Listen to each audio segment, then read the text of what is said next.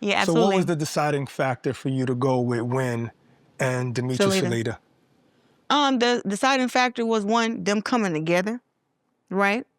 Coming together meant more money or some kind of opportunity? What? I thought Them, you was gonna say you was doing an album. When you said Wynn Records, I nah. said, okay, she about to do an album or something. Nah, them coming together, like, I know that Wynn Records is like it's a record label, but they also have so much knowledge in putting butts in seats.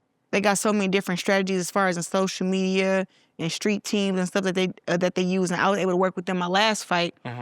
Me, Demetri, when we all worked together, and we was able to sell out LCA 16,000 fans, which, you know, that's something I thought about in my wildest dreams, you know, but to actually see it come to fruition, I was like, oh man, you know, I put in the hard work, we all worked great together. It came with also too them understanding, I understand that MVP has a machine, right? Through social media, through storytelling. And I'm like, we have to add that. And Wynn Records was all for it.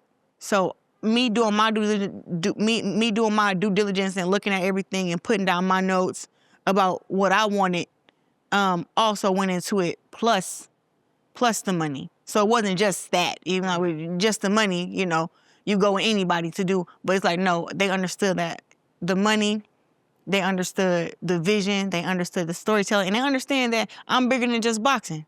Like, I just went to the Ebony 100. I was honored for the leader in sports. Congrats. For the Ebony 100, thank you. Yeah. And, I mean, I'm there, and listen, I don't mean to be like no groupie and them, but I'm seeing Megan Good and Jonathan Majors, and they talking about some, hey, Claressa. I said, who they talking to? Come on, you gotta know they know you. Well, nah, I don't know. I don't know, because it's like, what the, it's, maybe I haven't accepted that. I'm like, yeah, that bitch. Maybe I haven't. She said celebrity. Yeah, so but it's like I see them and I'm like kind of like fangirling a little bit, and then I'm like, hey, I'm Claressa Shields, and Jonathan like, girl, we know who you is, girl, we watch your fights, and I'm like, nah, y'all watch my fights now. I know you ain't doing that. Nah, you going too far.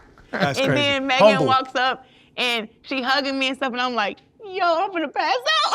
Yeah. So it happened to me so many different times, just up at the Ebony magazine.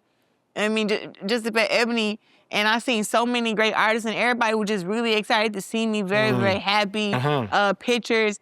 And it just like, that is where I am now. Like, it's not just athletes and boxers. It's like, it's other entertainers, it's musicians, it's rappers, it's actresses, it's magazine cover. Like, I just did an interview with Stephanie McMahon for WWE. They want me to do WWE.